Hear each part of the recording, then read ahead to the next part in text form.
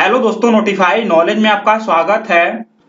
और फ्रेंड, आज हम लोग बात करने वाले हैं यूपी स्कॉलरशिप 2023-24 के बारे में। फ्रेंड, ये वीडियो आपके लिए बहुत ही इंपॉर्टेंट होने वाला है। यहाँ पे आपको बताया जाएगा कि आपको इस बार यानी कि सत्र 2023-24 में स्कॉलरशिप पाना है तो आपको जो है कौन से क्राइटेरिया को यहाँ पे क्लियर करना होगा, किस क्राइटेरिया को आप पार करेंगे तो आपकी स्कॉलरशिप पाने के बहुत ज्यादा चांस रहेंगे। तो यहाँ पे पूरा का पूरा क्राइटेरिया आपको यहाँ पे बताया जाएगा। और इस बार तो बहुत ज्यादा डिफिकल्ट हो गया है स्कॉलरशिप का फॉर्म फिलअप करने के लिए। इतना ज्यादा वेरिफिकेशन ये लोग दे दिए हैं कि इस बार तो स्कॉलरशिप का फॉर्म भरने में बहुत ज्यादा बच्चे यहाँ पे मिस्टेक करने वाले हैं, ठीक है ना। तो उसको भी हम बताएंगे। और बहुत सारे बच्चे हैं जो लगातार कमेंट कर रहे थे कि सर हमने 2 जगह एडमिशन करा लिया है, क्या हम कौन सा मतलब किस जगह से अपना स्कॉलरशिप का फॉर्म अप्लाई करें, क्या उनका इस बार फॉर्म जो है अप्लाई हो सकता है या फिर नहीं हो सकता है, क्या 2 जगह एडमिशन वाले छात्रों की स्कॉलरशिप आएगी या फिर नहीं आएगी। यहाँ पे आपको कंप्लीट और डिटेल जानकारी यहाँ पे बता दिया जाएगा। जो लोग भी नए होंगे या फिर मेरे चैनल पे पहली बार आए होंगे तो प्लीज इस वीडियो को लाइक और शेयर कर दीजिएगा और मेरे चैनल को सब्सक्राइब कर दीजिएगा।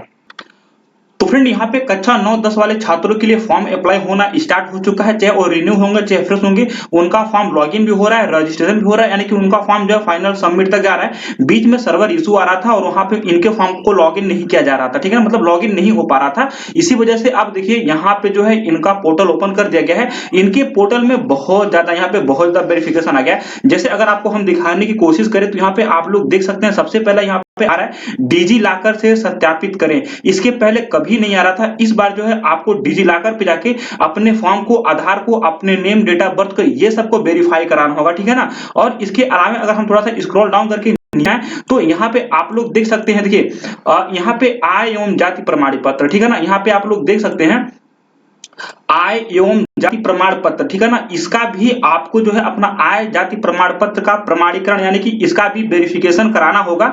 उसके बाद आपको जो है आपका आधार है, आधार भी आपको वेरिफिकेशन कराना होगा, ठीक है ना। उसके बाद यहाँ पे आपके पास देख सकते हैं कि एनपीसीआई, ठीक है ना, आपको एनपीसीआई पे जाके अपने फॉर्म को, ठीक है ना, आपका जो डाटाबेस है उसको भी वेरीफाइड कराना होगा, ठीक है। यहाँ पे ये जो प्रोसेस है जो कि मैं आपको बता दूं, इसके पहले जो प्रमाणीकरण है ये मतलब आधार प्रमाणीकरण और आय जाति प्रमाणीकरण ये पहले होता था। बट यहाँ पे डिजी लॉकर प्रमाणीकरण और एनपीसीआई सत्यापन ये यहाँ पे पहली बार लाया गया है। और यहाँ पे बहुत सारे बच्चे हैं जो फॉर्म भरने में गलती करने वाले हैं, ठीक है ना। तो जो लोग भी फॉर्म भरने की कोशिश कर रहे हैं, ठीक है ना, वो लोग फॉर्म अच्छे से भरें या तो साइबर कैफे चले जाएं। देखिए मैं आपको बता दूं, अगर आप लोग यहाँ पे 11-12, ठीक है ना, यूजी पीजी, ठीक है ना, मतलब 11-12 UG PG, B pharma, D pharma, BEd, BDC, DLEd, MA, MSc, मतलब एवरीथिंग आप किसी भी क्लास के होंगे, जब यहाँ पे पोस्ट मैट्रिक इंटर और post matric other than inter वाले स्टूडेंट का फॉर्म अप्लाई होना स्टार्ट हो जाएगा तो आपको यहाँ पे स्टेप बाय स्टेप पूरा प्रोसेस बताया जाएगा, ठीक है ना। आपको मिस्टेक होने का कोई चांस नहीं रहेगा। इसलिए आप चैनल को सब्सक्राइब करके रख लीजिए, आप लोग अगर स्कॉलरशिप का फॉर्म फिलअप करने की सोच रहे हैं, ठीक है। तो ये तो पहला प्रोसेस है आपके फॉर्म को अप्लाई करने का। इस बार जो है बहुत हार्ड कर दिया है फॉर्म अप्लाई करने का स्कॉलरशिप का, और यहाँ पे बहुत सारे बच्चे गलती करने वाले हैं। तो पहले आपको बता दें, आपको स्कॉलरशिप पाना तो सबसे पहले आपका फॉर्म ही सही होना चाहिए। अगर फॉर्म गलती हो गया तो स्कॉलरशिप नहीं आने वाला है। और यहाँ पे बहुत सारे साइबर कैफे वाले होते हैं जिनको नहीं पता होता है कैसे भरना है, वो लोग एट रैंडम तरीके से फॉर्म को अप्लाई कर देते हैं, भर देते हैं, उसके बाद बच्चों का फॉर्म रिजेक्ट हो जाता है। तो फॉर्म भरने से पहले अगर आप लोग भरने की सोच रहे हैं या तो साइबर कैफे जाने की सोच रहे हैं, तो हम जब पोर्टल ओपन किया जाएगा तो हम एक बार जो है फॉर्म भर के दिखा देंगे। तो आप लोग जो है अपना सरसरी निगाह से एक बार जो फॉर्म है देख लीजिएगा, वीडियो को थोड़ा सा मतलब फॉरवर्ड करके, उसके बाद जाके आप भरवाइएगा, ठीक है ना। वहां पे आप मतलब वहां पे उनको बता के भरवाएगा, वरना उनको दे देंगे, मतलब उनको दे देंगे फॉर्म भरने के लिए तो वो लोग मिस्टेक कर देंगे, उसके बाद फॉर्म रिजेक्ट होना तय है, ठीक है। तो यहाँ पे आपको बता दें, अगर आप ये मतलब एनपीसीआई सत्यापन और यहाँ पे आधार मतलब डिजी लॉकर सत्यापन करने की सोच रहे हैं, तो सबसे पहले आपका जो नेम है, अगर आप लोग रजिस्ट्रेशन किए हुए हैं तो आपका नेम आधार कार्ड से और हाई स्कूल के मार्कशीट से दोनों का दोनों मैच खाना चाहिए, डिफरेंट नहीं होना चाहिए, ठीक है ना। तो सबसे पहला यहाँ पे सत्यापित तभी होगा जब आपका नाम आपके हाई स्कूल के अकॉर्डिंग और आपके आधार के अकॉर्डिंग दोनों सही होगा। आपका डेट ऑफ बर्थ, देखिए रजिस्ट्रेशन में डेट ऑफ बर्थ नहीं पूछा जा रहा है, बट आपका डेट ऑफ बर्थ सही होना चाहिए हाई स्कूल में और आधार कार्ड में, ओके। और आपका जो आय प्रमाण पत्र है, जाति प्रमाण पत्र है, जो लोग लगाएंगे आय प्रमाण पत्र, जाति प्रमाण पत्र, उनमें भी उनका नाम और उनके पिताजी का नाम same to same high school के मार्कशीट के अकॉर्डिंग ही होना चाहिए।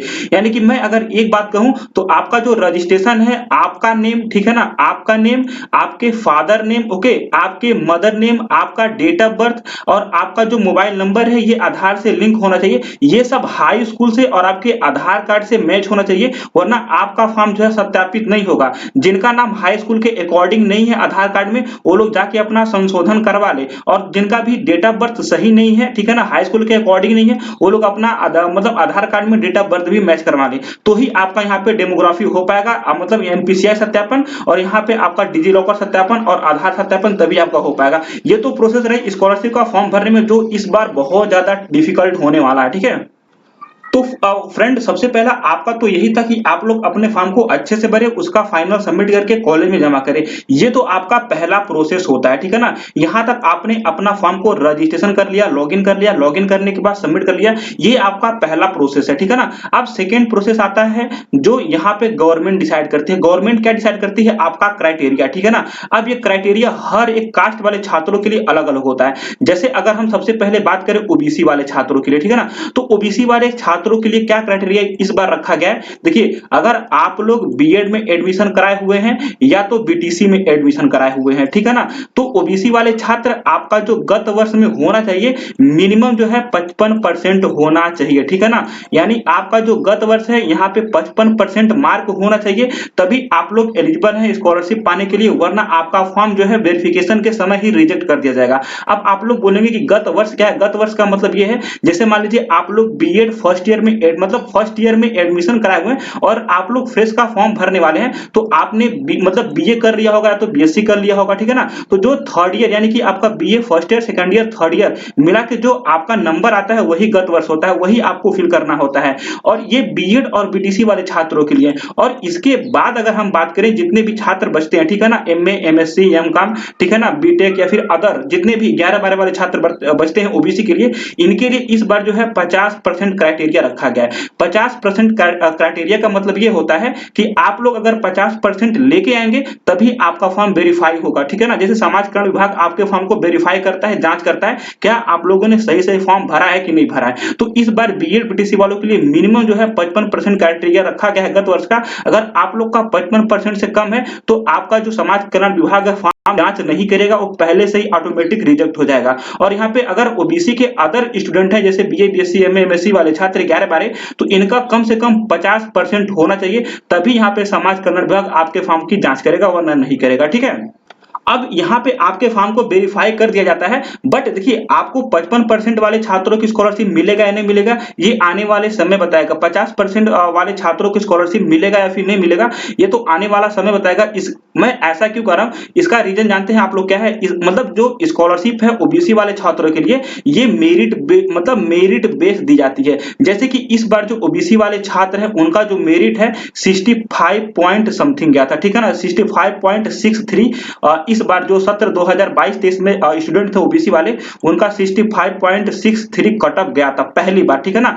तो जब इसके बाद थोड़ा सा इसको डिक्रीज कर दिया गया, मतलब नीचे कर दिया गया, और जो 63 पॉइंट समथिंग वाले बच्चे थे ओबीसी, जो 63% गत वर्ष मिला थे या तो मतलब उससे ऊपर थे, उनको स्कॉलरशिप दे दिया गया था। यानी कि आपका मिनिमम क्राइटेरिया 55-50 होना चाहिए और मैक्सिमम आपका जो है 65% आ रहा है, तो आप लोग निश्चिंत रहेगा आपकी स्कॉलरशिप 100% आएगी, ठीक है ना।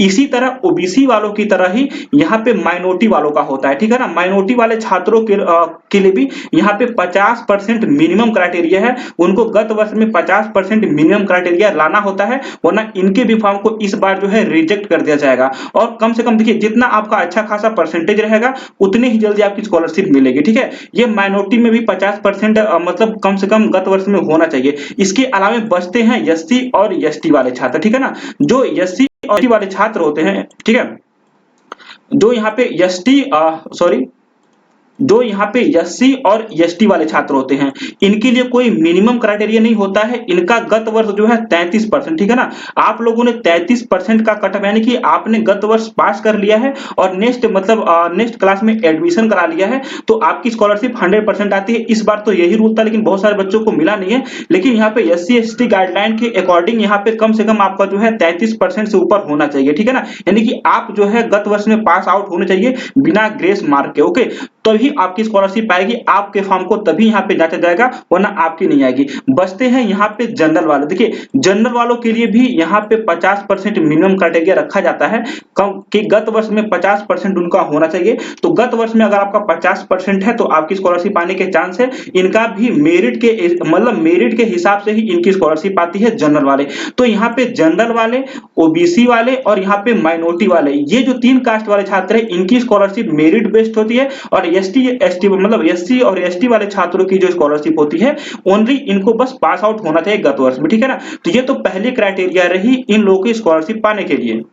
अब देखिए यहाँ पे बहुत सारे बच्चे हैं जिन्होंने मतलब फर्स्ट ईयर में अपना स्कॉलर का फॉर्म तो फिल किया था, ठीक है ना, उनका वेरीफाइड भी हो गया था, बट उनकी स्कॉलरशिप नहीं आई। चाहे ओबीसी होंगे, एससी एसटी, जनरल माइनॉरिटी, किसी भी छात्र को होंगे, उन्होंने सेकेंड ईयर या फिर थर्ड ईयर में अपना एडमिशन कराया होगा या करा लिया होगा, ठीक है। अब उनके मन में डाउट है, हमारी स्कॉलरशिप नहीं आई है, क्या हम यहाँ पे अपने फॉर्म को फ्रेश फिल करें या कि रिन्यू करें। देखिए मैं आपको बता दूं, अगर आपने पहले से फॉर्म यहाँ पे मतलब फिल कर चुके हैं, फ्रेश फॉर्म फिल कर चुके हैं, भले से आपके फॉर्म को समाज कल्याण विभाग या फिर कहीं से यहाँ पे मतलब रिजेक्ट कर दिया गया है, तो आपको यहाँ पे रिन्यू फॉर्म अप्लाई नहीं करना है, ठीक है ना। आप लोग सॉरी यहाँ पे आप लोग को फ्रेश फॉर्म अप्लाई नहीं करना है, आपको रिन्यू ही फॉर्म अप्लाई करना है। अगर आप लोग यहाँ पे फ्रेश फॉर्म दोबारा से अप्लाई करने की सोच रहे हैं तो ये दोबारा से अप्लाई नहीं होगा, ठीक है ना, आपको रिन्यू ही करना होगा। तो मैं एक बार आपसे आपको रिपीट कर दे रहा हूँ कि मतलब जो भी छात्र हैं, चाहे ओबीसी होंगे, चाहे एससी एसटी, जनरल माइनॉरिटी, किसी भी मतलब किसी भी कास्ट के छात्र होंगे,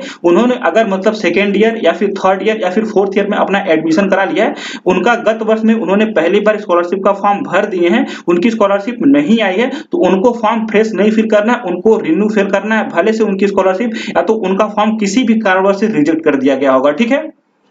अब यहाँ पे देखिए बहुत सारे छात्र ऐसे हैं जो कमेंट कर रहे थे कि सर हमने 2 जगह एडमिशन अपना करा लिया है, ठीक है ना, 2 जगह हमने एडमिशन करा लिया है, तो क्या हमारी स्कॉलरशिप आएगी या फिर नहीं आएगी, ठीक है। तो यहाँ पे देखिए अगर आपने मतलब एक ही साल, मान लीजिए इस बार 2023 चल रहा है और इस सत्र में आपने 2 जगह एडमिशन करा लिया। एग्जाम्पल के तौर पे आपने मतलब बीए भी एडमिशन करा लिया, फर्स्ट ईयर में है, और एग्जाम्पल के तौर पे आपने आईटीआई भी एडमिशन आपने करा लिया है, ठीक है ना, फर्स्ट ईयर में आपने है, तो क्या आपकी स्कॉलरशिप आएगी? जी बिल्कुल आएगी, लेकिन आपको एक ही जगह से स्कॉलरशिप का फॉर्म फिल करना होगा, चाहे आप आईटीआई से करें चाहे आप बीए से करें, ठीक है। अब यहाँ पे बहुत सारे छात्र ऐसे हैं जैसे कि मान लीजिए 2022 में 2022 में उन्होंने अपना स्कॉलरशिप का फॉर्म भर दिया था, उनका फॉर्म समाज कल्याण विभाग से वेरीफाई भी हो गया था, बट उन्होंने 2023 में न्यू एडमिशन करा है किसी अदर स्कूल में, किसी अदर मतलब सब्जेक्ट से, ठीक है ना। जैसे मान लीजिए 2022 में किसी छात्र ने बीए में एडमिशन करा लिया था और उसको पॉलिटेक्निक करना है, ठीक है ना, 2023 में, तो इनका तो बीए में तो फर्स्ट ईयर में इनका स्कॉलरशिप आया था। अब ये लोग बहुत सारे छात्र हैं जो सोच रहे हैं कि बीए में हमने फर्स्ट ईयर में भर दिया था, अब हम सेकेंड ईयर में नहीं भरेंगे, हम डायरेक्ट पॉलिटेक्निक भरेंगे, पॉलिटेक्निक में ज्यादा पैसा आएगा। तो फ्रेंड इस बार ऐसा नहीं होने वाला है। अगर आपका रजिस्ट्रेशन एक बार हो गया, बीए में आपने रजिस्ट्रेशन करा लिया है, आपका फाइनल सबमिट हो गया है और कॉलेज और समाज कल्याण विभाग ने वेरीफाई कर दिया है, तो 3 साल तक आपका जो यहाँ पे रजिस्ट्रेशन नंबर है वो कोई हटा नहीं सकता है, नहीं कि 3 साल तक आपका रजिस्ट्रेशन वैसे का वैसा रहने वाला है। ये सभी छात्रों के लिए, इसलिए सभी छात्र सोच समझ के अपना स्कॉलरशिप का फॉर्म भरें। अगर आपका फॉर्म फाइनल सबमिट हो जाता है और यहाँ पे कॉलेज में आपने जमा कर दिया और बीच में आप सोच रहे हैं कि हमने कहीं और एडमिशन करा लिया है या फिर कराने की सोच रहे हैं और वहां पे जाके अपना स्कॉलरशिप का फॉर्म भरने की सोच रहे हैं, तो बिल्कुल गलत है। आपकी स्कॉलरशिप नहीं आने वाली है, आपका रजिस्ट्रेशन मतलब होगा ही नहीं। जैसे कि बीए में है, मान लीजिए कि कोई छात्र बीए में है, इन्होंने मतलब फर्स्ट ईयर में मतलब इस साल इन्होंने अपना रजिस्ट्रेशन करके फाइनल सबमिट करके कॉलेज में फॉर्म जमा कर दिया, तो इनका जो है, ठीक है ना, अब ये 3 साल तक, बीए 3 साल का होता है, तो ये 3 साल तक रजिस्ट्रेशन नंबर मिटेगा नहीं और हटेगा भी नहीं। जब 3 साल पूरा हो जाएगा तभी आप उसके बाद चौथे साल में कहीं अपना एडमिशन मतलब एडमिशन के थ्रू अपना स्कॉलरशिप का फॉर्म भर सकते हैं, वरना नहीं भर सकते। तो इस बार बहुत बहुत ज्यादा चेंजेस हुए हैं, तो आप लोग सोच समझ के अपनी स्कॉलरशिप का फॉर्म भरें। एक गलती आपको मतलब आने वाले समय में भी आपका जो स्कॉलरशिप है न के बराबर मिलने के चांस है, ठीक है ना। तो आप लोग अपना रजिस्ट्रेशन एकदम सोच समझ के करें, ये नहीं कि रजिस्ट्रेशन 50 बार करें, बिल्कुल गलत है। अगर फाइनल सबमिट हो गया तब तो भूल जाइए। जैसे कि मान लीजिए कि कोई छात्र मतलब बीएड में एडमिशन कराया है, फाइनल सबमिट कर दिया, तो मान के चलिए कि बीएड 2 साल का होता है तो उसका रजिस्ट्रेशन नंबर अब मिटने वाला नहीं है। पहले क्या होता था कि आप एक बार फॉर्म भरें, इस बार भी फॉर्म भरें, अगले बार मतलब अगले साल भी फॉर्म भरें। इस बार ऐसा नहीं है। आपका जो कोर्स का ईयर है, मतलब ड्यूरेशन है, अगर 3 साल का है तो आपका रजिस्ट्रेशन नंबर 3 साल तक एग्जिट वैसे का वैसे रहने वाला है। तो इसलिए मैं आपको बार बार आगाह कर रहा हूं, आप लोग स्कॉलरशिप का फॉर्म भरने की सोच रहे हैं तो आप लोग थोड़ा सतर्कता से मतलब सावधानी से अपने फॉर्म को भरें। इस बार बहुत ज्यादा चेंजेस हुए हैं। एक गलती आपकी स्कॉलरशिप, अगर एक गलती हो गया तो आने वाले समय भी आपकी स्कॉलरशिप नहीं आने के मतलब बराबर हो सकता है, ठीक है ना। तो यहाँ पे देखिए मैं बता रहा हूं कि अगर आप 11 12 ठीक है ना, यूजी पीजी, ठीक है, अगर आप लोग बीएड के स्टूडेंट हैं या तो बीटीसी के स्टूडेंट हैं या तो BTech polytechnic ITI everything MA MSc M का मतलब ए टू जेड आप किसी भी क्लास के छात्र होंगे, स्कॉलरशिप का फॉर्म भरने की सोच रहे होंगे, तो आप लोग अपना रजिस्ट्रेशन मतलब इसके पहले मैंने वीडियो में बताया कैसे करना है, रजिस्ट्रेशन कर लीजिए। जब फॉर्म लॉगिन होना स्टार्ट हो जाएगा तो आपको इस चैनल के माध्यम से स्टेप बाय स्टेप पूरा का पूरा प्रोसेस बता दिया जाएगा, ठीक है ना। आप लोग इस चैनल को सब्सक्राइब जरूर कीजिएगा, यहाँ पे आपका फॉर्म गलती नहीं होगा, ठीक है। तो फ्रेंड आई थिंक आपको जानकारी हेल्पफुल लगी होगी, वीडियो पसंद आई होगी। अगर वीडियो पसंद आए तो प्लीज इस वीडियो को लाइक और शेयर कीजिएगा और मेरे चैनल को जरूर सब्सक्राइब कीजिएगा। मिलते हैं नेक्स्ट वीडियो में। Thank you and keep watching.